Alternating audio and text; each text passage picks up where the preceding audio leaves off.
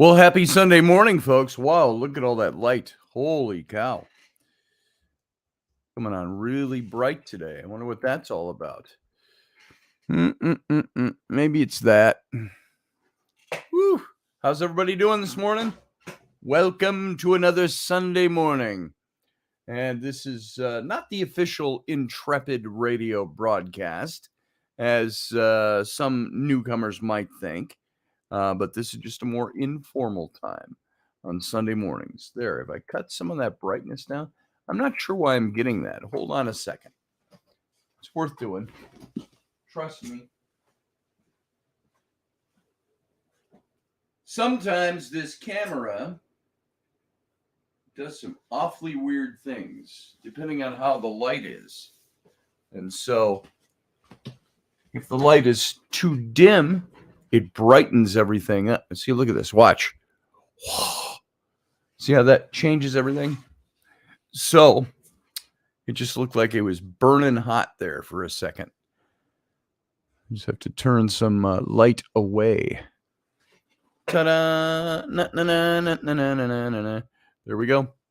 How's everybody this morning? Got your coffee?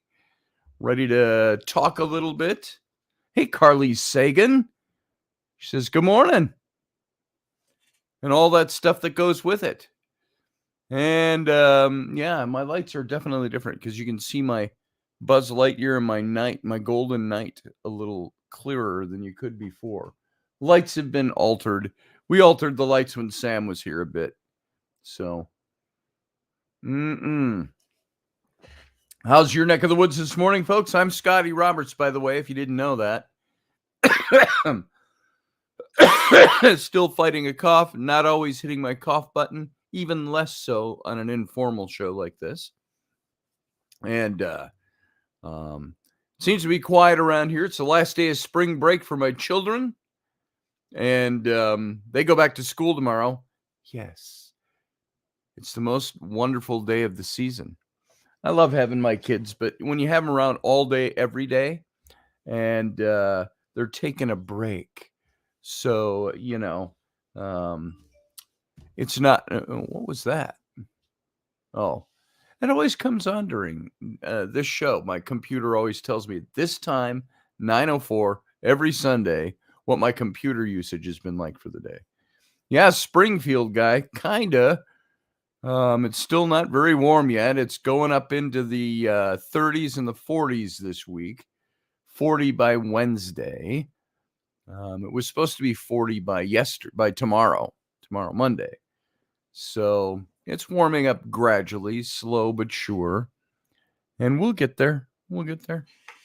So what's everybody else's week like? If you want to call into the show, you know, you can. And talk. Because I got no topic. I didn't even want to get a topic today. Hey, Roger Rabbit. Good to see you out there. Elderberry, good to see you. Helene Moody from England. Good to see you, Helene. Hootie. I almost called you. Helene Moody. And who else came in? Uncle Dave is here.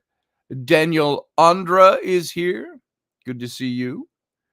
And it's supposed to be 30 degrees tonight after being 80 plus for straight 3 weeks, says Field Guy. Nice. That's Louisiana for you, I guess.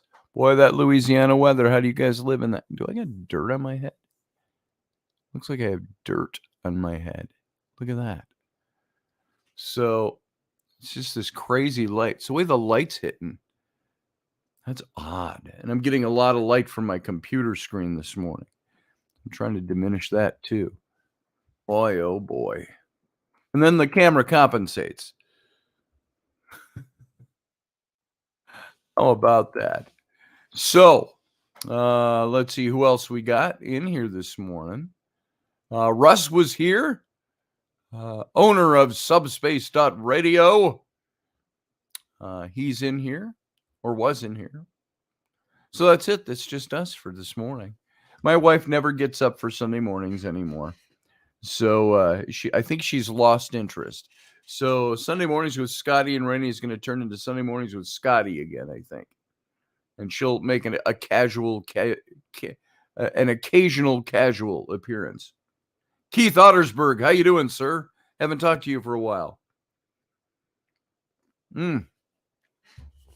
So, other than that, it has been a semi-busy week, just doing stuff, getting stuff put together, all kinds of things going on. And the kids have been home all week, and only a couple of minor scrapes between the parents and the children this week. We get used to having them gone 6 or 7 hours a day. And when they're home all day during that time, and they're being lazy, they don't want to go do anything. Well, there's a couple of Rowan's had her volleyball, and Flynn's had a couple of things. So I'm talking boring here. This is boring. This is not scintillating radio. This is just catching you up on my week to hopefully prompt you to say, hey, here's what my week was like. And, here I'm going to copy the link, by the way, and I'm going to paste it into the chat room. If you want to call and talk this morning, now's your time, because I got no topic. Now, we did a little radio show last night. It wasn't mine. It was with Jimmy Johnson. You remember a few weeks ago, I went out to Illinois, and we did that ghost investigation and did some filming. And do you remember Britt Griffith? Britt Griffith is now part of this effort. And we'll have some of us will be doing some of the events. Some of us will be doing other events and things like that. And so, or investigations, I should say, over the coming months. And I'll give you some more information on that as that comes up. It's just called paranormalrealitytv.com. Let me see if that site's up. I think it was down last night. Somebody said while we were doing the broadcast. paranormalrealitytv.com. Or is it .tv? I don't know.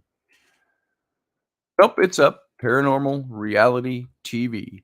Not much there yet. Just getting this thing put together. They're still editing the show we did, but we were able to talk about it. Did anybody catch it last night through Jimmy Johnson, James B. Johnson's site? Hey, Morgan Snow, good to see you. And it's a new kind of a new kind of a concept. Maybe not brand spanking new. There's probably other people that have done this, but it's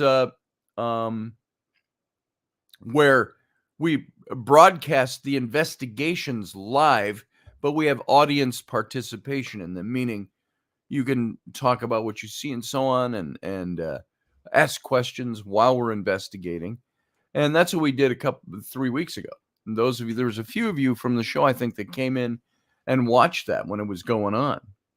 And so it was a very different setup, and a lot of tech rolling into that one, and all over the building and things like that. So, hey, Philip Blair, good to see you.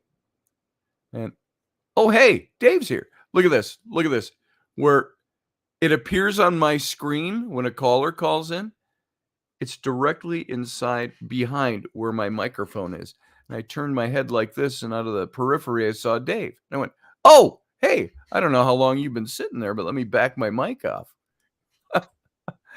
How you doing, Dave? I'm sitting here going, Scotty's like, somebody please call in and talk to me. Yeah. And I'm like, please call in and talk. I'm sitting right here. What am I, chopped liver? Yeah, if it was a popular show, we'd have hundreds of people waiting in line. Hundreds. It's a Sunday morning. So.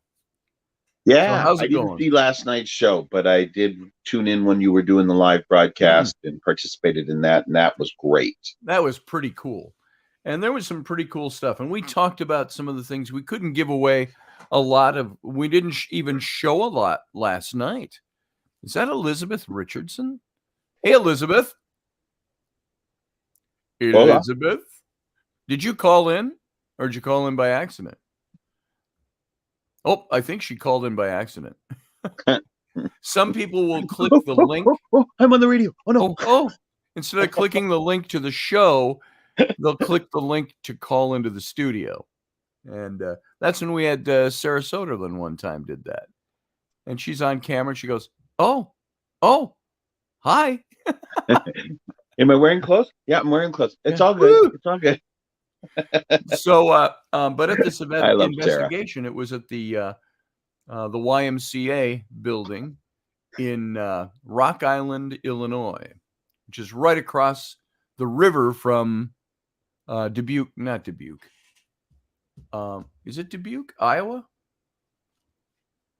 I can't remember if it's Dubuque or there's another, not Des Moines, not Dubuque, something else. Oh, well, anyway. And so it was an interesting old building. It was built in 1912. And I can't tell a whole lot about this episode, just some of the things we talked about last night. And it was with James V. Johnson and Rebecca Foster, Dr. Rebecca Foster. And let's see, Rob, and I don't remember his last name. He's investigated a lot with Rebecca. And then we have Britt Griffith is now once again part of this. If you remember Britt from Ghost Hunters. And I'd done a lot of hanging out with Britt over the years at events and stuff like that. And with Ghost Hunters, of course. How's he doing? He's doing well. He's doing really well. He's into, he kind of, when he finally separated, the ways were parted with Ghost Hunters after some controversy, he just hung up the paranormal hat. So I ain't doing that anymore. I'm out maybe 10 years ago. And so he's building patios, I think, now. He was always in construction in his day job. And so he's doing pretty well with that, I guess. And but he's going to start joining us for this stuff. So that's okay, Elizabeth. Elizabeth, you could have come in and talked to us. We'd have listened to you. So it's an open forum. The Raini is not here. She is upstairs somewhere. And she may or may not make an appearance. She made an appearance on Friday night with Flynn and me. We were doing our St. Patty's Day. Did you finally recover from your Friday night? I did. It wasn't that bad. I could tell I was inebriated. I was playing the inebriate. I admit it. Hand over my heart. Tell the truth. But there was a little, and it's kind of funny. My wife, she kind of egged that on a bit. Half hour before the show, she's like, you should eat one of these edibles. Edible is a whole new meaning nowadays. It's not just something that you can put into your body. It means something totally different now. And she goes, you're going to take one? You're going to take one? And it was a candy that her brother had made, like a Jolly Roger type. And so I had that going for me when I sat down, but I was feeling pretty normal. Then we started drinking. There's some of the dead soldiers still lined up over there. And it wasn't bad. I don't think. I haven't watched it. No, it was fine.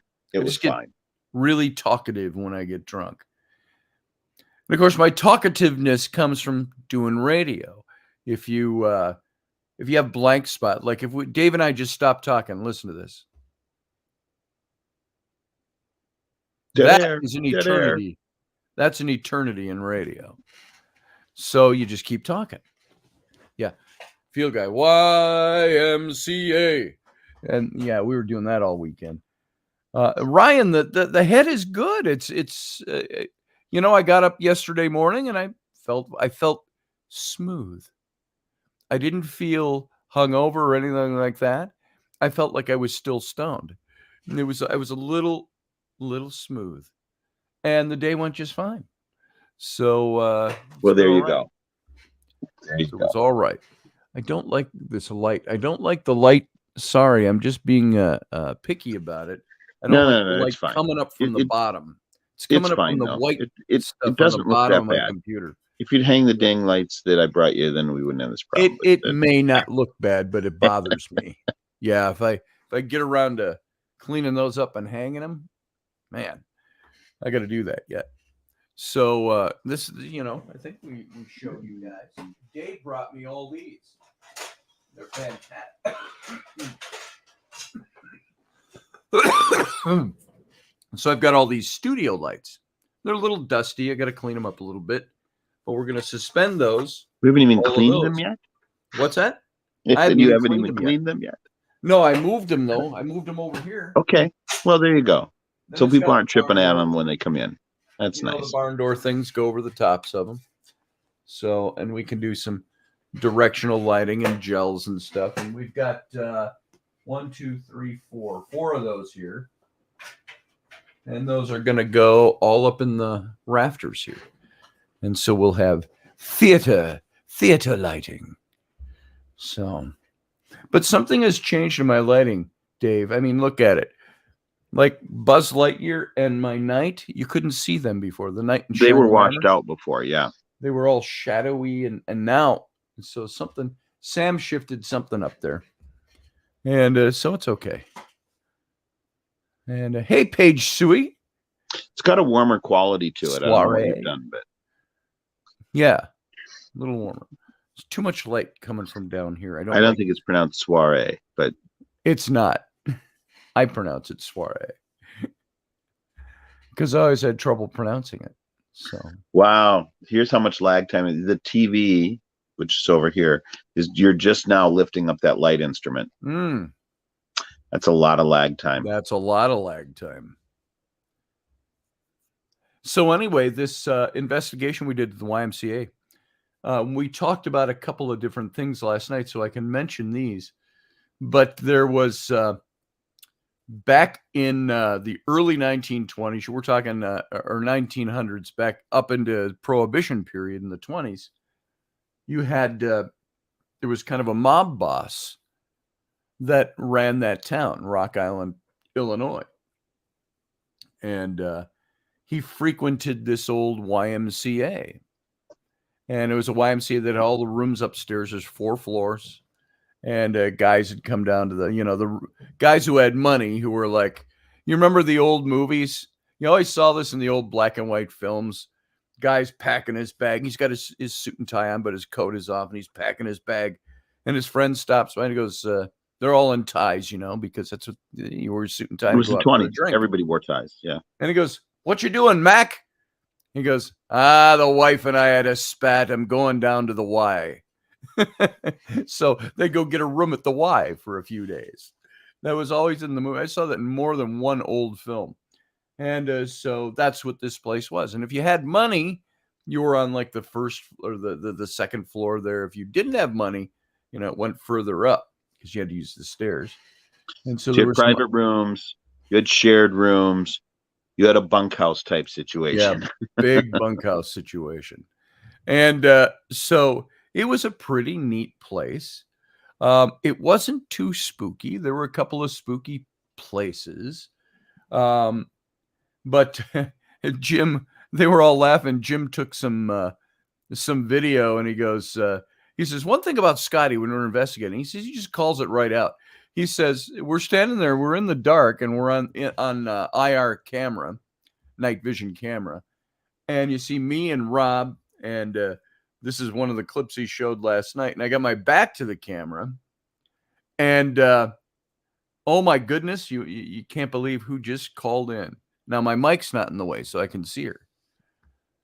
Ta-da! Hello. Hello, darling. Good morning. How are you? We are all in the pub.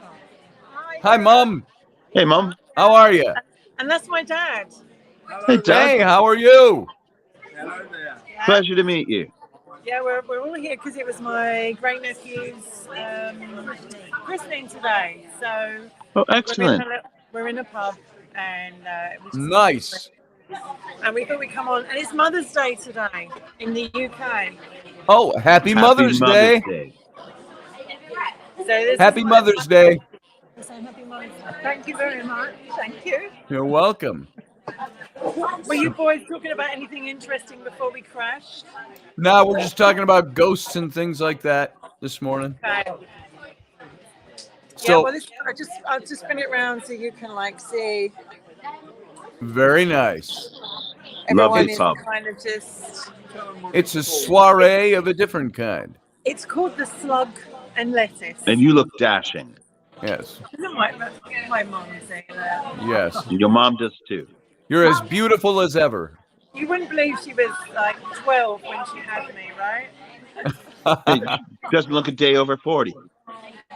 Wow, that's fantastic. And Dad was something like 15 or something, I guess. So, yeah. Nice. Yeah, they gave us all these kind of drinkies, like, are you a mother? And my dad said, yeah, she is. And so I got a Nice. drink too, so yeah. Dave's a mother. Hey Dave, how are you? I'm good. I'm good. It's nice to see you. I mean, you know, I don't normally just come on in a pub, but you know, why not? But why not? Scotty, There's Ken Bellows. Ken Bellows just checked in. Hey, Ken. Ken should call in too. So. It took 40 minutes to get the food in this pub. 40 minutes. Oh, wow. Oh, so you're done eating now. You're just in the cordial drink stage. I'm driving, so I only had a small amount of alcohol. Yes. And the little boy, he's in his bed now, but yeah. But I just wanted to come on and say happy morning. I'm sure glad you came on. It's nice to see you this morning. And also, well, afternoon there. My mom. Yeah, I don't often get my parents together, right? I can see them both. So it's good to see you. Scotty, the radio show. This is Scotty. I did a radio show. How you doing, sir? Cheers. To the young lad. And this is Uncle Dave. What's he drinking? What have you got? Coffee? I have coffee. It's only 9 a.m. here. I could turn around and grab something like that, but it's a little too early in the day. Yeah, I did see the plug to the Robertson bit. I did see. Oh that. yes, you caught that. I was wondering if you would catch my subtle. Yeah, no, whatever it was. I was wondering why you tagged me in the picture. And then yeah, why did he tag me in that? Right. Right. So honestly, Scotty, if you were here, I'd have some. You look lovely. And Uncle Dave. Well, I'd be putting back a pint for sure. Yes. The food was rubbish, but the cake was lovely. And as I said, it's been a really nice day, just because our family doesn't get together very often, and that's the thing, right? That's right. Oh, I got to get rid of a banner here. Hold on. I'd have cooked you a lovely dinner if I were there. Hi, Ken. Hey, Kenny. Take from one police officer to another. Oh, we got 2 cops in here today. Yeah, because my dad was a copper as well, right? So, So Wendy brought the heat. How are you, Ken? I'm okay. I'm sorry I missed you yesterday. Fine. It's nice to see you. I didn't miss much.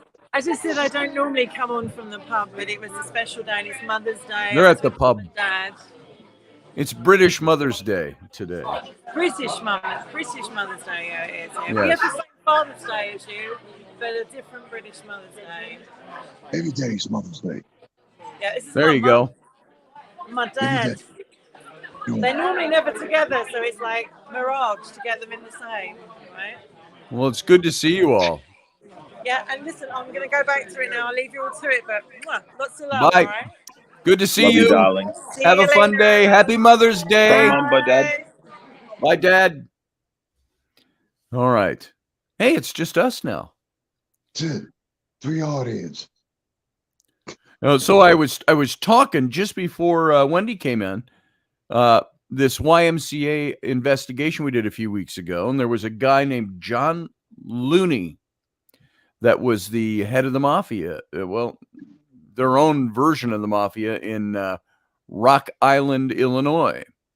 And the YMCA was where they frequented, and there was a lot of bad shit that went on there. And it was interesting because it was the first time that I'd ever, when we were contacting, Dr. Foster got in contact with Looney, and he had like a concierge, or not a concierge, like a major dodo, that would step in. And it's like you know, she's introducing and it's like a Mr. Lowney and then she's whatever the guy's name was, Frederico or something. He says you're in the way. You got to move out of the doorway so Mr. Looney can come out. Because I was leaning on a door frame. We're getting out of this. You got to move. Got to move. And it's like things like that. And so we had several times addressed by the number Major one. Domo. Yeah. And so that was very interesting. Domo. Yes. And there were other things. We got voices and stuff. We talked about this last night. We had all the cameras upstairs. And on the 4th floor up, we would come down to the 1st floor, which was now a little furniture store. And we were sitting at a table. We had all the lights up and we're all having a sodas or drink of water or something because we're done for the evening. And one of the cameras activated. And they only activate when there's movement. And so it activated and you could hear people talking. And we heard this whole conversation. Although we couldn't make out what was said, there was a man talking, and then a woman talking like this back at him. And it's going back and forth and back and forth and back and forth. And it went on for several minutes where it's like we just caught a conversation. And it was on a little different frequency. So it was like you couldn't understand it. And it was high, not high pitch, sped up. So it was like this. You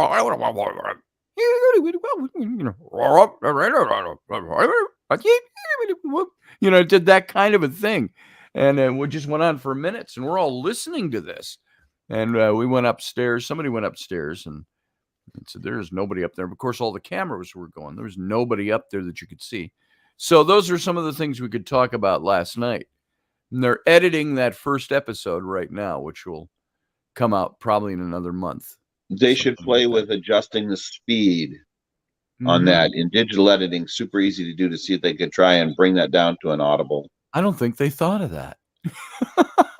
I'm just kidding, Dave. I'm just saying, sometimes people Boy, don't. that's sped up so fast. I wonder what we could do to understand that. Well, you didn't say that did they actually get anything out of it? I can't tell you if they did or not at this point. So you don't have to tell us what they said. Yeah, they are still trying to undecipher that or decipher that. So, but that was really interesting. So that's what we did last night. But that's one of those cases where you wonder, are we hearing spirits or are we crossing some sort of dimensional boundary that the equipment picks up on? Right.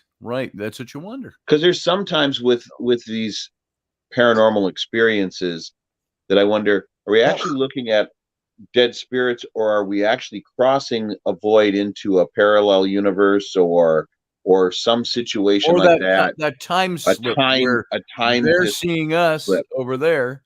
They're wondering, who the hell are you? Where are you coming from? Where are you talking from? Yeah. Kenny. I'll get off. Watch the show. Okay. I hear you. All right, brother. Good to see you. Love you, Kenny. Be well, Kenny. You guys. All right. Just back up.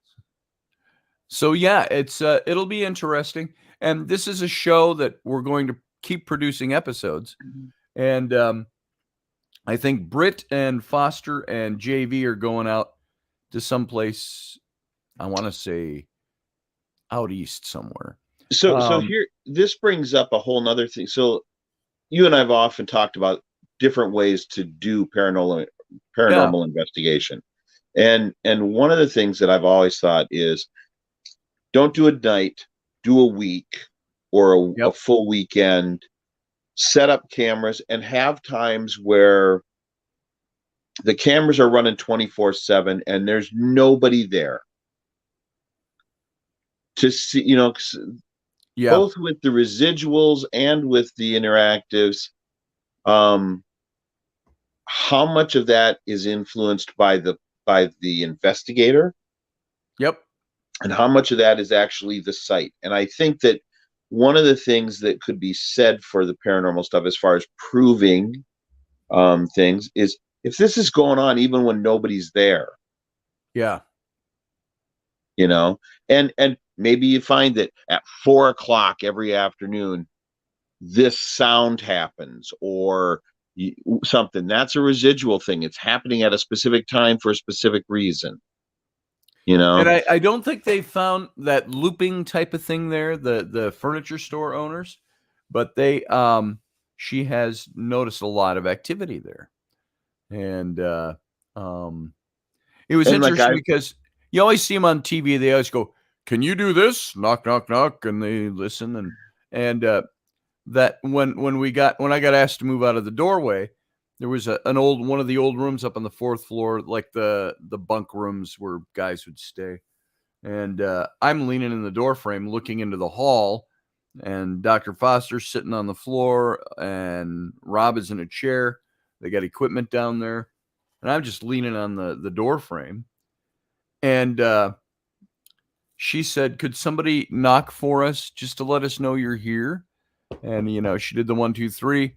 And right behind me in the room, I heard tap, tap, tap, loud and clear. And I turned and I went, "Did you hear that?" I mean, you hear stuff all the time and you go, "Did you hear that? Was that a tap?" But this was so crystal clear and in such cadence and in response. And I thought that was interesting. Then I got asked to move out of the way. I love that. That's right up there with when you guys were at the Palmer house, all circled around the bed, having the conversation with whatever her name was. And I stepped across the threshold of the room and everybody had their backs to me. Nobody could see me because of the layout or design of the room. I wasn't visible to people yet. And the voice box goes, "Dave's here." Dave's here. We're like, "Yeah, he's here somewhere." Yeah. And Dave's like, "I'm here." Yeah, I just walked in. That's pretty weird. Yeah. But I had earlier in the evening gone through all the rooms upstairs, introduced myself, and clicked off photograph or pictures with the camera just to see what was there. And I thought that was interesting. So apparently she was around when I was walking in saying, "Hi, my name's Dave. I'm just here to take some pictures." Apparently. So so we had a good time with that. Ryan asked a very interesting question. He says, do ghosts prove the existence of an afterlife, or are they more a time-spatial phenomenon? And that's a good question. I think because you see something that we interpret as a ghost doesn't necessarily mean there's an afterlife in the way that we've understood it or the way we get told stories. I feel totally different about that. But so, my personal experience is I don't even question the afterlife. I just accept the afterlife because of my personal experiences. Right. And I accept the afterlife. It's not what I'm saying, but what I said. I do think that.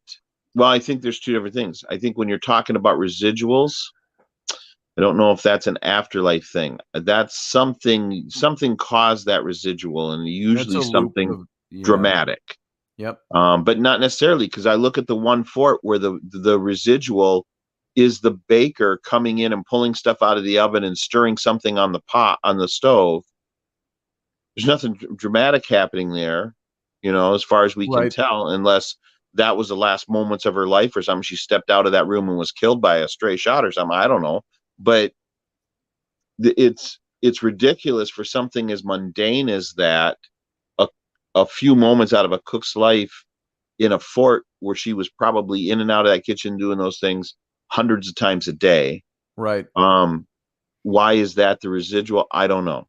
But again, that goes back to, you don't see, if that residual happens at noon on every day or whatever, and you're doing your investigation at 2 a.m, you're not going to find that residual because you're not there at noon. You're there at 2 a.m. And so that's why I'm like, if you're doing a site, then you should fully do the site for, I think, a whole week if you can. Yep. And I get that that's hard, but you could go in and set up all the equipment and let it run for a week and then do your physical examination. by examining that and saying, hey, we have a lot of residual stuff that's happening midday, or we have certain sightings that always happen on a Wednesday. So if we're going to do our investigation, let's pick a Wednesday, let's start midday, and let's be there until 3 in the morning or whatever, and get everything we can. Yeah. I Listen, think that's a better way to approach it. When we went to Fort Snelling a couple of times, now we could never do an official investigation there. We ended up doing the one that we did that you referenced where Dave's here. We did that one because the fort canceled on us the day before. Right. A new person came in and said, oh, we don't know if we want that representing the fort here. And it's like, we had a conversation about it. I said, do you not believe in the paranormal? She goes, oh, no. She goes, I definitely know the place is haunted. She said, we just don't want that being put out, and it's going to cause problems with the Dakota tribe, who they were already fighting with all the time about this or that or the other thing.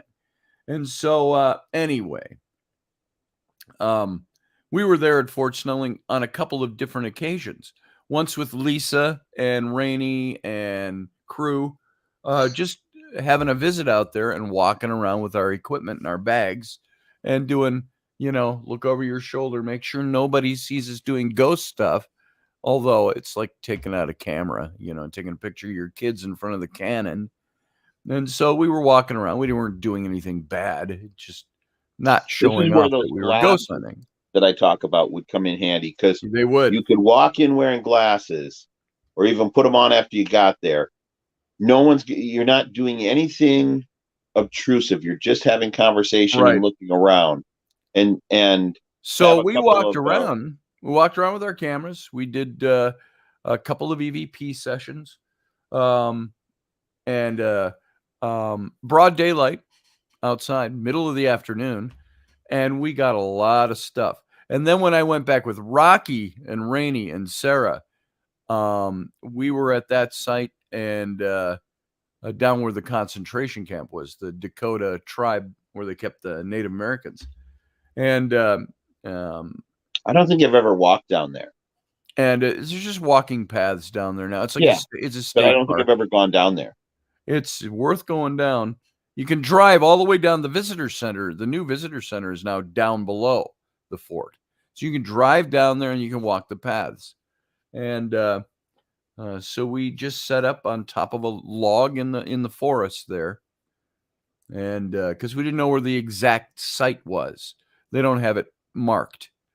But you did see a lot of like typical garden stakes, or signs, the rough pine that's thin, and you can pound a sign into the ground.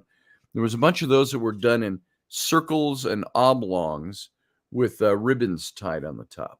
There's some ceremony, and you could see that out in the woods in a couple of spots. And so that's where we got the voices coming through the box, the remember us, all of that. And so that was also like 3 p.m. And so everything I've ever gotten at Fort Snelling has never been at night, was the whole point I was making. And a very active site. And I think that's one of the sad parts about paranormal TV, is that you have producers that want to make it more dramatic. It's got to be dramatic, yeah. Got to be scary. Let's do it in the middle of the night. Let's do it in pitch black. Let's do it whatever. And I'm like, that's fine for some of it, but you should do some of it in the daytime, and because they're there all the time, or they're not there at all, in my opinion. Valerie says, I think in talking about the cook that shows up at noon, perhaps her energy was highest at that moment, Dave, says Valerie. She could just have received bad news or something such as that. It's very possible. It becomes highly speculative unless we can line up an historical event or something. So, but it seems like, to me, a mundane thing like that seems to be a weird thing to be a residual. And why would they be showing you that event? Just to let you know they're there? Is anybody showing that thing? And I can't remember the town, but it's someplace, a ghost town out west someplace. And there's a tavern or bar that has several residuals.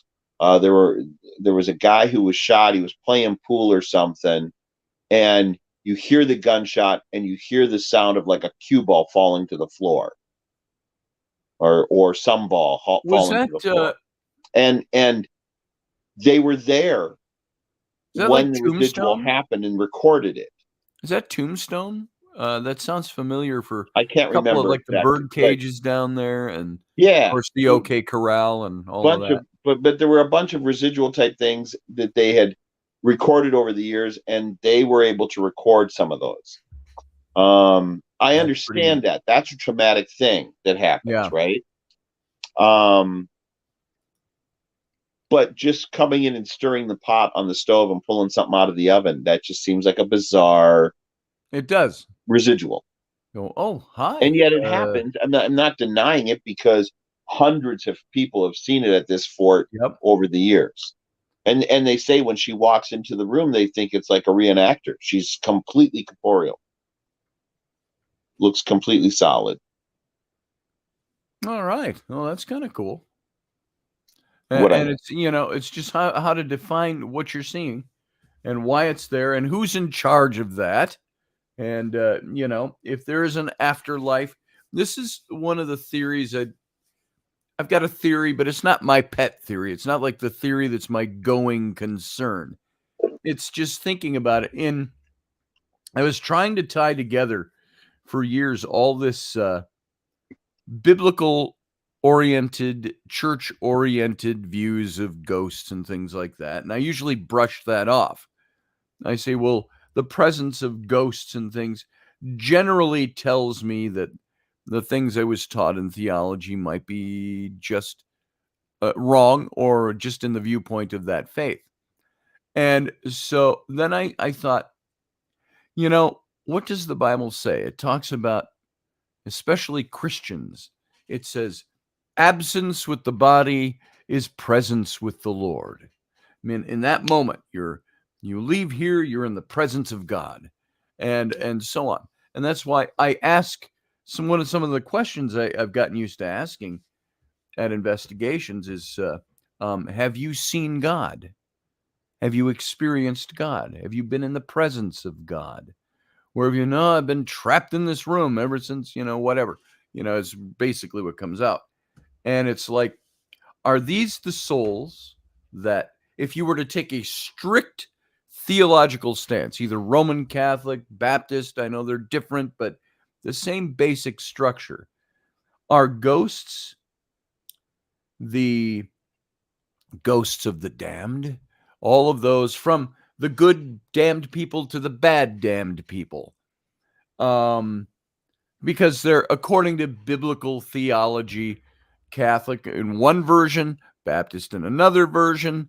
There are people that you can be a good person and not go to heaven, is the idea, what the theology says. So if that's the theology that's overriding everything, let's take this as just in our hypothetical. Let's say that's the theology that exists, at least within Christianity. What happens when you're seeing a soul? You're seeing a ghost. Does that prove that what I learned biblically in church, I guess that's not right? Is that what that means? Or does it mean those are the souls? Like, I know it talks about, and at the end times, the great ocean or the sea of humanity that had passed on are all raised up and stand before God for the final judgment. The bad guys, the guys going to hell. And I think that that's a possibility, but I don't think that that's the only. I think part of that too is, they talk about the light that appears, and you should walk into the light, okay, Yeah. as if it's an entrance or portal into the next dimension, right, or the other side of the veil. There are some people who fear it. They don't know what it is, and they don't go, and eventually it goes away. See, so none of that, though, would fit into Christian theology, because why would God leave somebody after they've died mysterious, wondering what that light is? God's like, maybe they weren't a follower sap, of the you faith. haven't figured it out but yet? maybe they weren't a follower of the faith. well, that's it. Maybe they But weren't a that doesn't follower of the necessarily faith. mean. But if But God to say is that they're damned because they're not a follower of the not faith to is get to so say that strong into theology, but in the New Testament, God says he's not willing that any should perish, but it all should come to him. And all these verses we learn, and that God loves us. He wants us there. But when you die, you got to stumble around in the mystery for a while, and because you can't figure it out or you didn't accept it when you were alive, that seems so antithetical to each other. That well, God but is like, hey, I look at guess what? You've died. Come on. we have a You number know? of friends who are atheists. There's Steph. Hey, Steph. So you and I each have a number of friends who are atheists. When that moment comes from them, will they think, "Oh, I was wrong, and I'll just walk into that light," or will Yeah. they Or why not? doesn't God show up and go, ha? I Ta-da! actually exist, dude. How's it feel being an atheist now? I often think if the Jewish people are God's chosen people, and all of the disciples and Christ were Jews to start with, before Christianity was formed, then I envision when they get to the pearly gates going, aha, I bet you didn't imagine this, Mr. Pope. That's right. That's right. That's well, we always said theologically when we were speaking of end times, we said the age we're in now, the age of Christianity, known as the age of grace, was like a parenthesis stuck into the Jewish timeline.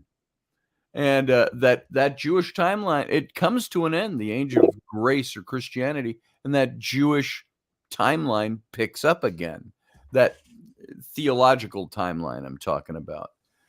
So that we had a thing in seminary, it was dubbed dualism. It was contingent dualism. And this contingent dualism was this. I agree with what Jesus you're saying, came, Steph. according to the stories, he came offering the kingdom. He didn't come saying, I'm going to die on the cross, I'm going to die for your sins or whatever. He came offering the kingdom. And he came offering the kingdom to the Jews. But according to the theology of Christianity, they rejected that message. And it turned into a totally different. You'll notice it in his ministry. If you look at it closely in the Bible, he was in ministry for a little over 3 years. And the first portion of his ministry is all focused on the kingdom. It's kingdom, kingdom, kingdom stuff. Then there's a point, I don't remember the exact decisive point, where it all turns, the Son of Man has come to die. This temple will be torn down in 3 days. I'll rebuild it. He switches his message out when he realizes that this is where it's going. And so it's interesting. And so now that, of course, is one theology of the world, Christian theology. And let's see, what does Valerie say? God shows them the light, though. It's up to them to walk through. But we say that, Valerie, but how do we know that? We don't know that. The reason I bring up what I brought up is because there are several people who have died on an operating table, for instance, and been resuscitated. And they talk about seeing the light, but not wanting to walk into light because they didn't feel they were ready yet, or maybe they didn't know they were dead yet. Mm-hmm. Okay. And there again is a thing where you don't have to be damned to not walk into that light, to miss that boat, or in the case of children ghosts, where they just don't understand. Yeah. Okay. And I think that when you die suddenly and unexpectedly, a lot of those spirits are trapped behind because they didn't realize they were killed. Right. And then the door closes and now they're here. But God's not stronger than that. That's the thing. That's the question I ask. Time for us is long and linear, but time for them is different. My question gets back to a deeper theological question that even rides off this question of Ryan Gales I have up here. And that is God not bigger than that? Is he God who created the whole universe out of nothingness? God who is the same yesterday, today, and forever, as he says of himself. The God who is the omnipotent, all-knowing, all-loving, all holiness, all everything. Without him, nothing exists, nothing subsists, nothing holds together, according to biblical theology. And yet, this is the God who it's like, oh, you died suddenly, so you're not going to know where the hell you are. God doesn't have the power to come over there and go, hey, I think you God died does, but suddenly. that doesn't mean that they are willing to accept what's happened. I get that. I get that they're not willing to accept, but so are the people who. So tell me something. If you meet Or like Steph the said, creator of the universe, maybe the their true loved all-powerful ones are God, still here. Ryan says, do you think atheists will have a choice when they go to which way to go when they die? I don't know. According to Christian theology, you got this life to make that decision. And then that's it. But then I ask the question, and if that's it's where I that differ, I don't important a buy that. decision for eternal salvation, eternal heaven or hell, eternal love or eternal hate, eternal light, eternal dark, everlasting, infinite, use those terms, infinite. But God leaves it up to the finite mind of human beings that have at best 70 to 100 years if they don't die of getting hit by a bus. They live a natural life, 70 to 100 years, to decide with your finite mind, finite, and grasp the infinite when there's nothing to go on except old books. But that's the big question, because God never says, conjure me up. It's like, these things are written so you may know, the Bible says in the New Testament. Okay, so here's but the big in question. fact, our spirits choose the life that they're doing each time around. Okay, they come in. I got to stop you right there. That is a speculation. It's not a speculation. Know that. I do know that. Don't know that. So let me finish my thought. You can say I think that all I want. Show me your evidence for that. That's what I'm saying. And I'm not contending with you, Dave, on this. This is a mock contention. Okay, but let me finish my thought.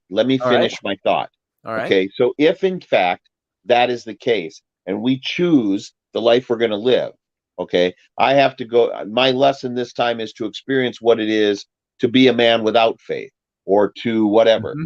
That doesn't mean I'm damning myself for eternity. I'm going to, in this corporeal state, live that life. When I cross back over, I am back to my being of energy. I have full consciousness of everything that I set out to do, and I will know whether or not I've completed my mission or not, and then I continue on. But if I'm taken suddenly, maybe I feel like, hey, I haven't completed my mission. I got to get back in a body. I can't be done because I haven't done this, and this yet, or whatever. Or maybe, like Steph had suggested, maybe all the people I'm emotionally attached to right now are still here, and I don't want to cross back over because they're still here. But time, like we said, passes differently on the other side. So you think I'm going to hang out here for a few more years and make sure my kids do okay, and suddenly decades have gone by. There's something you can do about it. That's the thing. How many ghosts have actually intervened in our lives to change our direction? Not many. Now, maybe there's the whole guardian angel thing, the whole guardian spirits thing, the whole, what's the other word for it? Not angels, but the non-theological, the guides, spirit guides. Maybe all of that exists. Ryan said, he brought up a good point. He says, millions of people born in non-Christian majority countries will never get to read a Bible. They'll never even know about it. We used to ask those questions, Ryan, in seminary 40 years ago. Very true. What about these people? And Steph, she says, I'm starting to believe that heaven is different for everyone because I believe that God is different for everyone. Isn't God in all of us? No, at least by one theology. If you go into Christian theology, no. God created us all, but he's not in all of us. You have to accept that according to Christian theology. But I think that's dogma. So, that's what? I'm sorry. My personal belief is that's dogma. Yeah, that's dogma. That's exactly something what that written in by the priests to encourage people to come to them. So here's the thing. I like, Steph, you say the thing that says you're thinking. I'm starting to believe that heaven. And at another place, I think that this, or I think that that. You've started a couple sentences with I think ghost, I think residual, I think this, I think that. But I think that's where we start to try to create God in our image, because we want God to be what we think he is. It's like, even for me, the things I say I'm very dogmatic about some of the things I say. But do I know that they're true? No, I don't. So I said, I think God is going to be this way, or I wonder why God does that. I don't have any proof of any of it. The only proof I have is that we decide to think this way. I think, therefore I am, and we build a philosophy. Now, the Apostle Paul in the New Testament, whether you like him or not, he existed and he wrote 2/3 of the New Testament. Hijacked, I believe, from Christianity, and you got Pauline Christianity. But he said, work out your own salvation with meekness and fear. He said, with gentleness, gentle strength constrained, with fear, respect. Work out your own salvation, he said. Work out your own faith. And so, is that a hint at what we're supposed to be doing? Because the rest of Christianity is very dogmatic about things. So there was a song that I used to sing with the youth group. It was by Wayne Watson, a Christian songwriter, a Christian song with the Christian youth group. And he's asking the question in the song, would I know you now? Is how the song starts. Would I know you now if you walked into the room? If you stilled the crowd, if your light dispelled the gloom? Or would I, and I can't remember all the words to it, but there's a bridge in the song. He says, or have the images I've painted so distorted who you are that even if the world was looking, they would not see you, the real you? Have I changed the true reflection to fulfill my own design, making you what I want, not showing who you are, divine? And people would ask, that makes me think, people would ask, in relation to Christian theology, I'm in that box right now. They would say, well, a loving God wouldn't do this, or a loving God wouldn't do that. True. I think one of the greatest but sins also, anyone... it's God doesn't present himself as just a loving God. He presents himself as a holy God, a love that's constrained by holiness, or in a sense, it's a life that's constrained by Levitical law, is kind of the way you look at it. It's that God isn't just all love. God is also all holiness, and holiness has restrictions that get put on love, that get put on everything. And so you have to ask your question, who is God really? And this all then ties into, and maybe I'm getting out more of some of my vitriol about the Christian faith, why I have problems with it, because it seems like it's full of these kinds of little holes.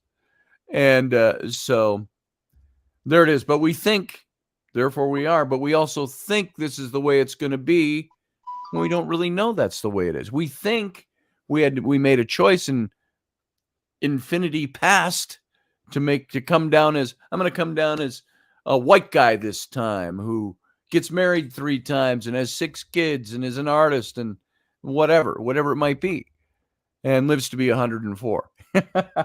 But, I could decide that. I could say, I believe that's what happened. How do I know that? I don't know that. I think that's what I want to believe.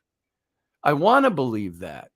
Just like, when you believe that, your Fox might as well hang, I want to believe, with a UFO on it. Your Fox Mulder. I want to believe that. We have no fucking clue what happened before we were born. We might go, well, some do and some don't. I had a vision. Well, okay. That's great. But if that's a real thing, why doesn't everybody know it? We don't know it. We don't know nothing. We don't know shit, is what it comes down to. And it's like saying, I got this from Chip Coffey told me one time. He says, Scotty, he says, the more shit I know, the more I know I don't know shit. And so I know a lot of shit, but I don't know shit. And it gets back to Richard Feynman, who said, I know a lot of stuff. He says, I know a lot of things about a lot of things. And he says, there's a lot of things I don't know anything about. He says, but I'm not afraid to die. He says, I'm not afraid to not have all my questions answered. He says, because I don't want to get to the end, he says, and find out that all the things I believed my whole life are wrong. He says, so I'm not afraid to question and answer and to have doubts, because he says, pretty much I think that's how it is, because there's no way to know any different. Now, I say all of that with a heavy dose of devil's advocate. Everything I just said, put it over here in this box. I have my beliefs about things. I choose to believe certain things. But in choosing to believe those things, what am I doing? I'm choosing to believe something. This is where the element of faith comes in. Well, faith, yeah, I can choose to believe within a certain framework of faith. I make a choice. Faith doesn't govern me. I choose to filter things through a faith. And so my faith will govern what I want to believe. Whether it be I've lived 100 lives, well, that'd be a lot. I've lived 30 lives, and I got to choose every time what I was going to be in this life and where I wanted to go. That's as much as saying I believe in God the Father, God the Son, and God the Holy Spirit, and that Jesus died on the cross and rose again 3 days later, and that by grace I am saved through faith. So all of those are faith choices. That comes back to something I wanted to say earlier. I think the greatest sin that one can do is to dispel someone else's faith. Yeah, I agree. Okay, if that is your belief, or your belief is that the spaghetti monster or whatever is your thing, or Cthulhu or whatever, my job is not here to dispel your faith. Right. Having faith in that supreme being, whatever it may be, is the goal. But okay, if you believe your faith is right, does that mean there's an infinite possibility of if your faith tells you that you didn't live in eternity past and make decisions for where your soul was going to go in each successive life, and maybe that's your mission doesn't in this life, exist, and maybe that's your mission in life, to see through their eyes, through the disbelievers or what have you, then you do that. But once you cross over, then you're like, I achieved that. That's still saying that there is one way. Well, there's only one way. We have that pre-life by which we do. If you don't have that, maybe it's your mission to learn that. You're saying we are all maybe beings it's of energy. The other guy's mission to learn. The reality is we are all beings of energy wearing around a meat suit right now. Right. Okay. And at some point, the meat suit dies, and we step through the veil, and we're back to who we really are, where we are beings of energy. We can be anywhere in a thought. Building. What? Elvis is in the building. Sorry, saying hello to Elvis. And Sarah. Sarah is here. Hey, Sarah. So I just think that to dissuade somebody from their faith, I don't care what their faith is, whether it's recognized faith or their faith that they've created their own. Yeah. The worst thing you can do is take away that faith from them. Right. That's not what God wants us to do. What if how do you know there's God there? You have a faith in that. So the question is, and I'm not an atheist. We're beings of energy. I'm asking this. The goal in life, the meaning of life, is love. Find love in your heart for everyone and everything. If you can do that, might say, then you can be done. That's great New Age faith and theology. That's New Age dogma. I don't buy that. It's something as dogmatic as theology. Love is not just something that just came around in the 70s. Love is something that's been here forever. Right. And according to God, so is God. So, but which God? What version of God? Love is God. Who's God is love. My whole point is that none of us have been there. Like John Ward used to say to me, All of us have been there. Scotty, we weren't there. We don't know. We were there and we do know.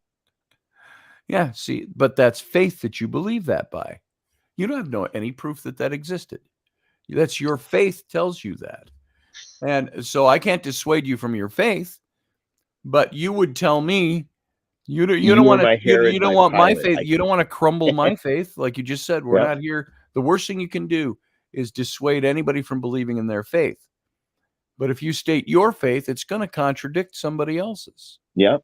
So which faith and is right? There is a point. Is there a right I understand faith? where Christ was when he was being judged. That's what you say. It's like, right, I get that. I get that. I can't prove to you in the ways you want me to prove to you, and I won't prove to you in the ways that you want me to prove to you. That's what we said in Christianity. I can't prove it to you. I can just tell you what I believe. But I can tell you what I know, and you can choose to accept it or not. And at some point, you will find out. The atheist will find out when they're like, oh, that was in the end? There's more? I can't wait. Ah. See, my faith in things is like, I've got atheist friends who are like, you're going to be surprised one day. Yeah, that's what I say. Oh, wait, I what? say, wait, what? I just I'm say, still here? That's good for you now, but there's going to become a day where you're going to come a day when you're like, oh my God, Potter was right. Oh my God, I feel like an idiot. Yeah. Oh, there's going to be a lot of atheists going, oh. My faith in Bigfoot, he is real. I believe that too. I believe there's enough evidence out there to prove it. So anyway, that's everything I've said. All my passion is contained in a box, and you can set that aside because I have my particular beliefs. But I have a struggle. I struggle with faith. Maybe that is my key thing. I struggle believing something by faith, though I do it all the time. I have faith this chair will hold my weight when I sit into it. I don't check it and tool it out and measure it and weigh it and all of that to sit in it every time I sit in it. I just plop my ass down in it because I have faith it's going to hold my weight. In my case, I had things shown to me when I was young, like very young, and it cemented my faith. I've not just started to believe this. I've believed this since I was 10 years old. And my big question is, whoever it is it God? Is it the originator? Is it one version of God? Allah, Jehovah? They're all made up names. So if there's all these different God, who is God? What is this great nebulous, the great Logos, as the Greeks called it? Who is it that governs that? Is there any structure at all? Is there any absolute? What is the absolute? I believe everyone prays to that same divine being. Okay? Yeah. I think that they think their divine being is different than my divine being or whatever, but in reality, it's all one. That religion is a dogma created by man to explain what they know in their heart but can't define. The multi-theistic looks around the village in ancient times and says, well, somebody over here hunts, somebody's a gatherer, this person builds pottery, that person makes our huts, whatever. So clearly it takes many people to make the village function. So to keep the tribe together. We're defining the esoteric by the physical, right? The infinite by the finite. So it only makes sense then for there to be a God in charge of all the stars and another God to take care of all the plant life and somebody else to be in charge of all the animals and stuff. Because it's too much for one. It's too much. There's just so much happening, right? It's too much for one God. I understand how a multi-theistic pantheon comes to be, okay? But in fact, praying with all their different names and things that they've created to explain it to the same higher power, the great energy, whatever you want to describe it as, that divine being. And likewise, the Judeo-Christian gods, they're all praying to the same root God. They may use different language to describe it. I always say, in France, it's called a chapeau. In Mexico, it's a sombrero. In Scotland, it's a bonnet. But they're all hats. They're all hats. They're all head coverings. No, they're all chapeaus. It's all there to protect your head from the weather and the cold, or in ancient times to keep your soul from escaping. We use different languages, but we're all talking about the same thing. Yeah, basically. And I think that there's a single truth that if you are open-minded to look through all the dogma and to understand the fact that you're dealing with multiple languages and multiple cultures and multiple understandings, that you're all talking about the same thing. And the most basic common law in all religions is love yourself, love your neighbor. Yeah. See, and I'm not disagreeing with that. That comes down to the distilled I am truth. closer to believing that as an overall faith message for myself than anything else, because everything else is dogmatic theology. What I learned in Christianity, and you learn this in Judaism too, this is why they had a temple and they had sacrifice and stuff like that. All of that was saying mankind is fallen and God had to send a redeemer to redeem them. And Jesus was it and some people accepted it, some didn't. And that becomes harder and harder to believe that is the only way for all of humanity. Well, and here's where the question came to me, and this is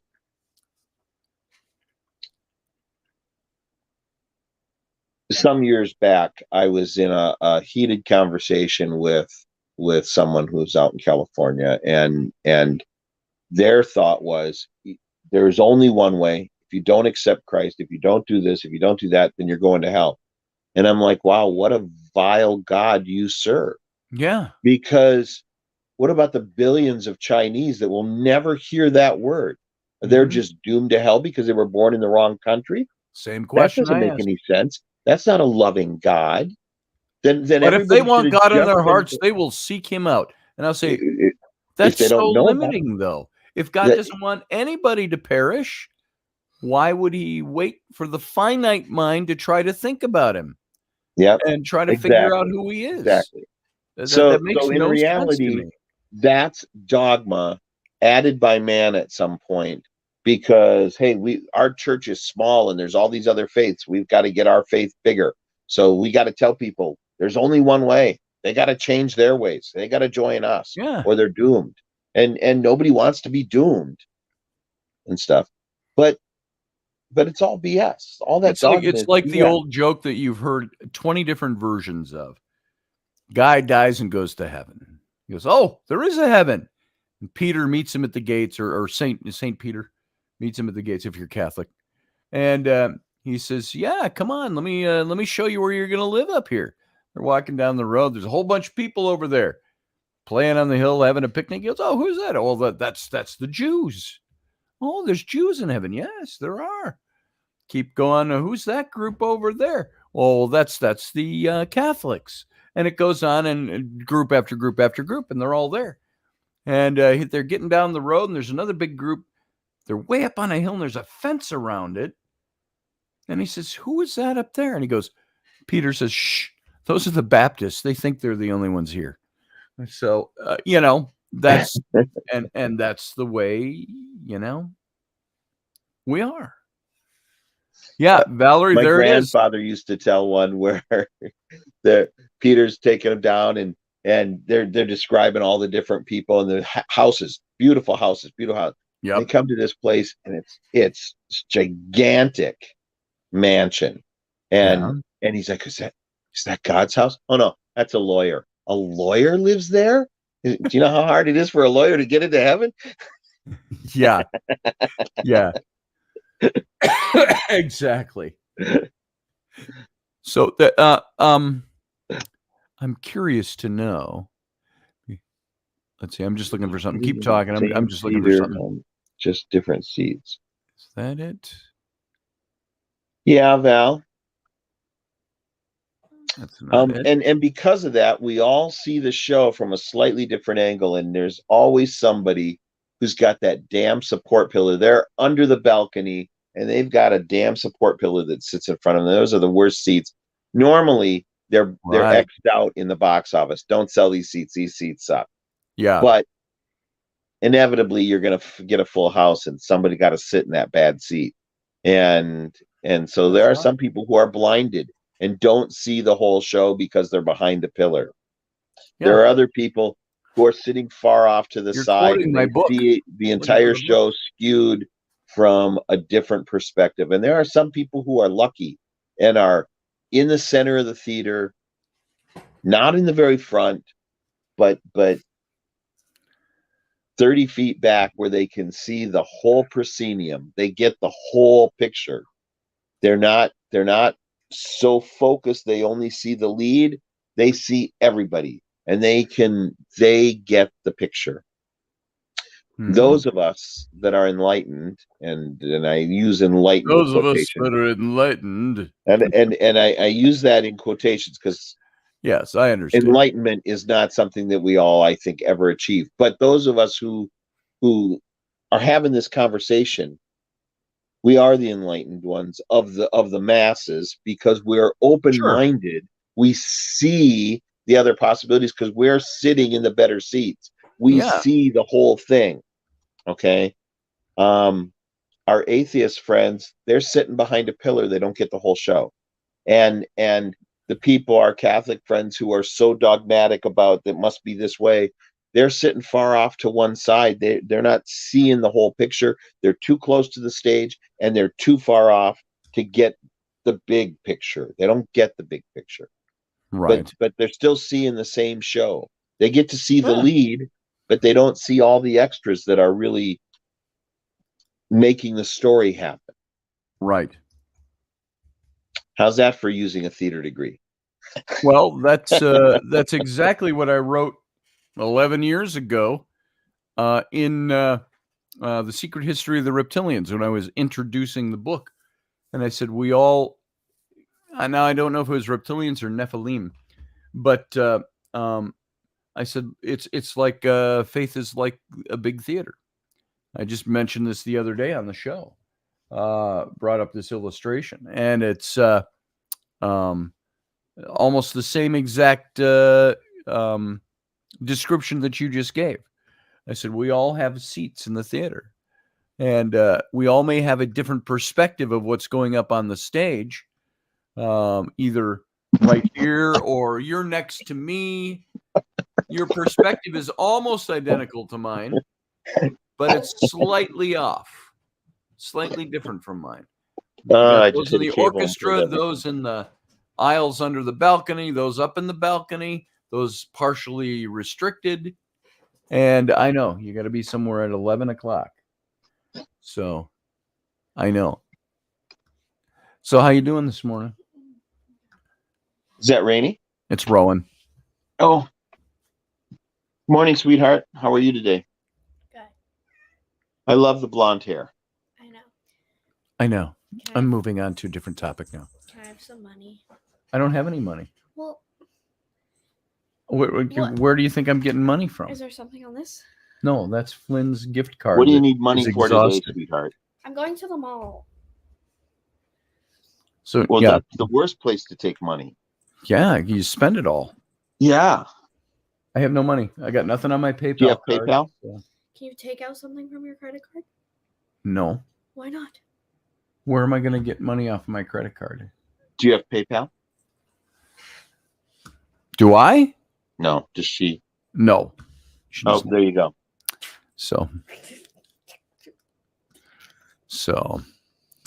Yeah, she told us yesterday she's doing something today, and so now she needs money. Nobody's got cash today. Then go Should have home. told him yesterday. You got to go to and get cash, and then now it's Sunday and the banks are closed. And That's right. when we were kids, you got to let the old man know a week in advance. Hey, I'm going to need money on such and such day. Yeah, I yeah. have. I literally asked him if he would fill up his PayPal card and let me bring his PayPal card. I literally asked him to put money on his PayPal card. People have to pay That's me not how for it me to works. get money on sweetheart. my PayPal card. And remember last weekend? We spent money on you and Flynn. We spent all the extra cash we had so you guys could go do your things. That wasn't even. There it is, folks. That was only $70. That was only $70. Oh my God. I Only. need- Would it help if I transferred like $600 to your account? Yeah. And send it to Scotty at. Can I have 100 then? No, No. you can't. And you know what? You're spreading stuff to your sister. You know what your sister did? Your sister sent me a text message. Can I have a suitcase? What do you need a suitcase for? Oh, Rowan's got a suitcase. Rowan's Well, got you're one. not She going sent anywhere. mine yesterday. So I took Ellie downstairs. She was all upset that she didn't have her own suitcase. Oh my and God. that Rowan had a suitcase. Why doesn't she get to use Rowan's suitcase? That's because it belongs to your sister. And I said, I tell you what, come downstairs with Dad. We went downstairs and I dug out my suitcase, kind of a medium-sized Yeah. suitcase with a handle.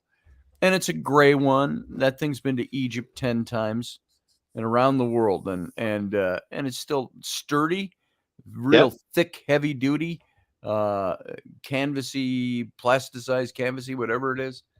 And I showed her all the zippers. And I said, it folds open. Then you can watch. I said, you can zip it shut and you open this zipper and it expands. You take out the middle section. You can put stuff in. She's like, oh. And I showed it to her. And she said, I like this one. I want one just like this. And I said, you can take this one. Really? I go, yeah. I said, Rowan's suitcase, that's a girly suitcase. I said, this is a world adventurer's suitcase. And she went, I like this one. I'll stick with this one, she said. So there it was. And Good for her. Hey, Bob Sackett. Bob Saget. That's Bob Saget. So, all right. Anyway, enough theological talk. I thought you guys made Ellery delete Instagram. That's kind of non sequitur. I don't have it up in front of me. I don't even know what you're talking about. We did. Ow! That's Field Guy. No, well, what he said, that Ellery has an Instagram. She had one, and if she's still got one, it's not being used. So. Oh, yes, it is. Oh, yes, it is. Let me just tell you all about it. All right. So. Oh, look, I got a residual check from my publisher. There's money in that. Not getting that today, though. So that's going to pay the monthly mortgage payment. I don't know why an 8-year-old needs an Instagram either, Field Guy, but she has one. Get that lemonade stand going this summer. Yeah. She's done some of that. She has made some decent little bits of change here and there. But mostly they just tap off of mom and dad, then don't do the chores we tell them to do. I made a lot of money 3 summers ago when me and Addie mowed lawns until you made me move to the old house. How much money did you make? I don't know. We made like $40 that summer. They made like $40 in one summer. But we only did it Wow. that day because it got boring. Yeah. I think we'll start the Poo Patrol business. I'm not doing it. And you and Flynn When can do I the was your age, Poo I was Patrol and mowing make lawns for a lot of money. Stop I had it. hooked up with 3 other kids in the neighborhood that all mowed lawns, and we would take our lawnmowers and our trimmers and the wagon and all that stuff. We'd go to a house. We'd charge them $20 a yard.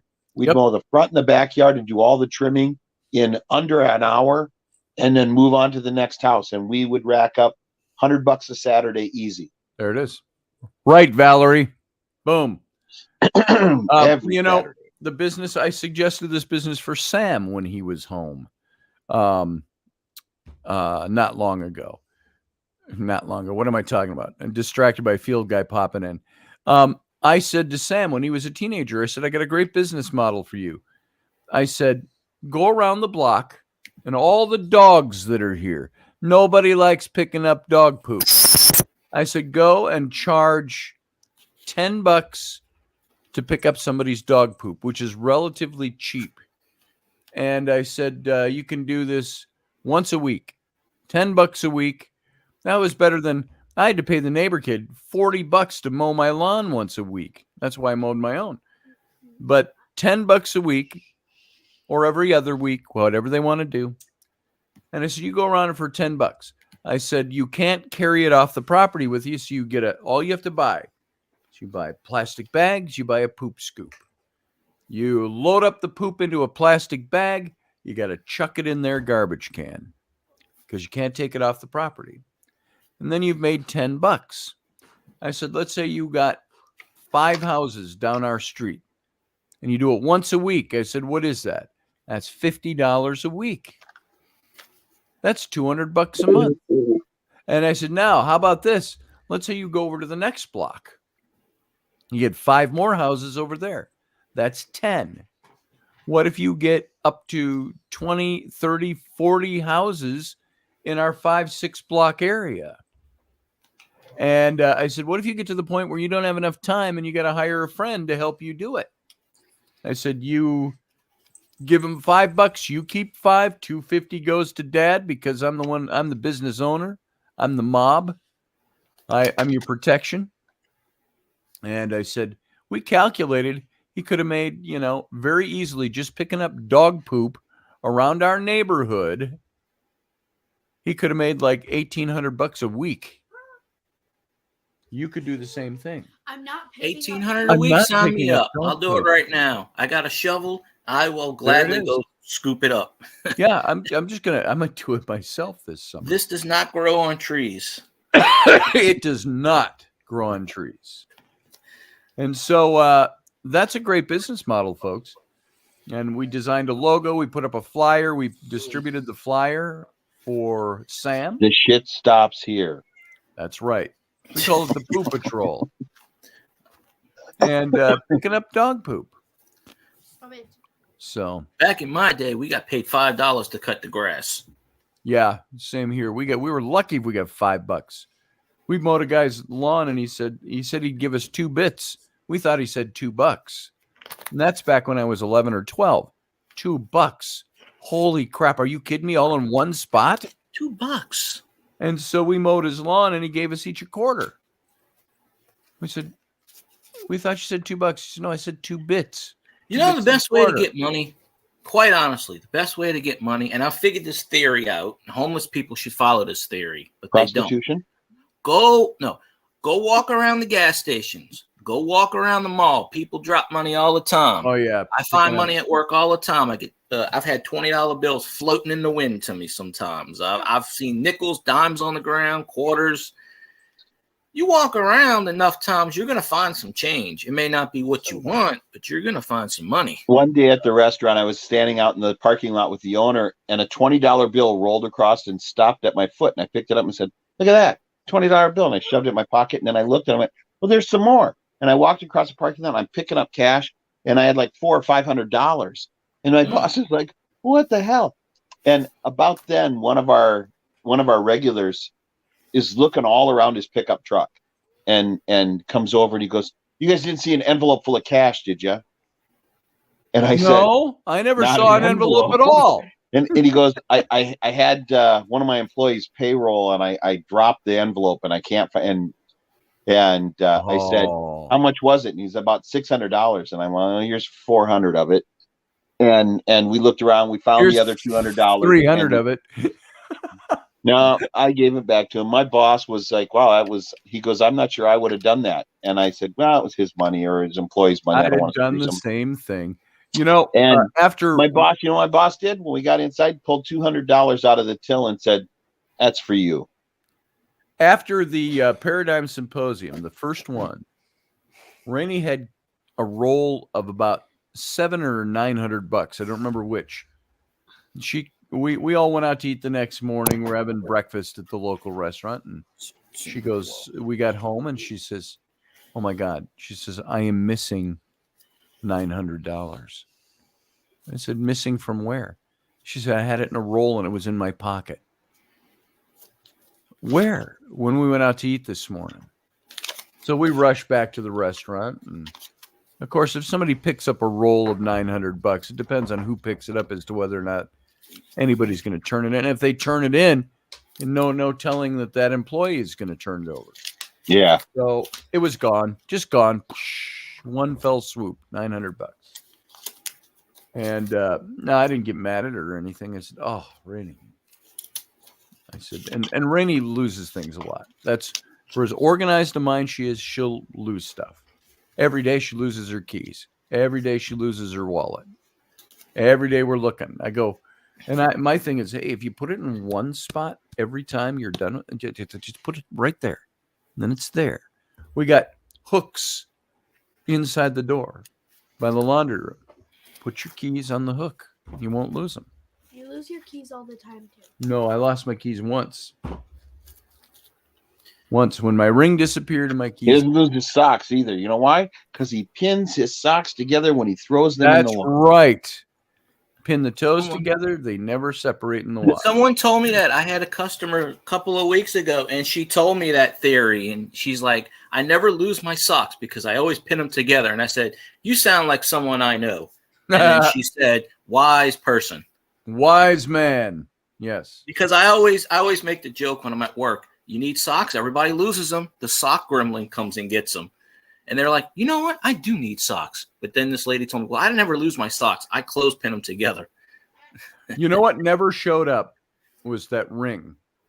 Remember when I lost the ring? And it was right after the Ouija board thing. You still have not found it? Nope, never turned up. It's in And the floorboard. I took it off in the bathroom to wash my hands because I would always get soap under that. And so I'd always take that ring off and set it on the sink. It's too big to go down the drain. And so it just disappeared. And the next day I lost my car keys. Went for 2 months without my car keys. And I pulled a sweater off of the coat rack behind the door in the laundry room underneath a coat. And I go, "Oh, there's that red sweater." I pulled it off, and my keys are in the pocket of the red sweater, but no ring. So that's the time I lost my keys, and I was looking for them for a month. So I'm going to jump in here with that because of the conversation that's happening online. So in relation to the story I just told you, which story? About finding the cash in the parking lot. Oh yeah. Years later, when I'm general manager of the restaurant, I would be I would take the weekend deposits home because we'd had some sketchy things happening at banks around town with night deposits. See you, Sarah. And holdups and stuff. And so the owner said, "Just take the money home with you and bring it in make the deposit on Monday morning or something." Cause and so I would do that. I'd take the cash home and bring it. I used to jokingly say, the boss said, "What do you do with all the money when you take it home?" "Oh, I throw it around on my mattress and sleep on it." Because it's laying in money. It's the safest place. Nobody ever comes to my bed. Yeah, but in reality, it sat on my dresser. But the point is that I did a bank deposit on part of what started that is I had done a bank deposit on a Saturday night or a Sunday night, and Monday morning came around, and that money was nowhere to be found. Okay, and the boss said, "Did you forget to make the deposit?" I'm like, No. I dropped it.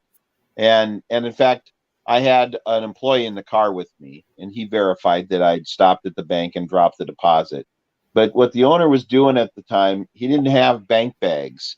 So we would roll all the cash up in a white paper to-go bag and write the restaurant name on it and staple it shut and everything. And it would go in the deposit box, and the bank would pull it out, pull all the checks, pull all the cash, do all that.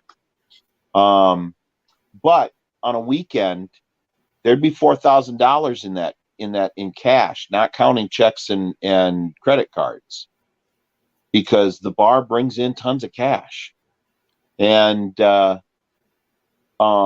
he never questioned me. Because of that parking lot thing, he never questioned that I might have kept that $4,000. Sure. Beside the fact that I said, well, my weekly paycheck's worth more to me than $4,000 once, Sure. because I make that much often. I'm like, why would I chance throwing that away just to get $4,000 quick cash? That doesn't make any sense to me. Hey, but Sandra. anyway, turns out a bank employee was eventually caught. Not just with our deposits, but with other deposits. Because Tim had called and said, hey, we made a deposit over the weekend, doesn't show. And they're like, well, we don't have record of those deposits on Monday morning at all. And but the bank started doing, they started looking, because other restaurants had complained about missing deposits, and they realized there was a pattern of who was opening on Monday morning. Sure. And on the days where deposits went missing, it didn't all happen at one time. And what that employee had realized is they could just burn the checks and the credit card things, and they'd never show up. And the cash was all small denominations. And so they were walking away with thousands of dollars extra money, and the bank eventually caught them and prosecuted them. We never got any of our money back, because there were no paperwork for us to, other than our receipt book that we had filled out. They're like, well, anybody can write numbers on a page. It's like, okay, whatever. Well, but nowadays they give you bank bags. Yep. Because when we go to the bank in the morning, we have our bank, and they won't even take it unless it's in the bag, and it's got to be with the receipts. It's got 2 yellow copy receipts, and then the white receipt. If it's missing one of those, they'll reject it. And then our company gets an audit, and then they call us and go, because one day last week we were $500 short, and they freaked out. They counted it wrong, and the bank was like, "No, we can't take that. You have 2 different figures on there." So they had to go back and recount it and put it back in.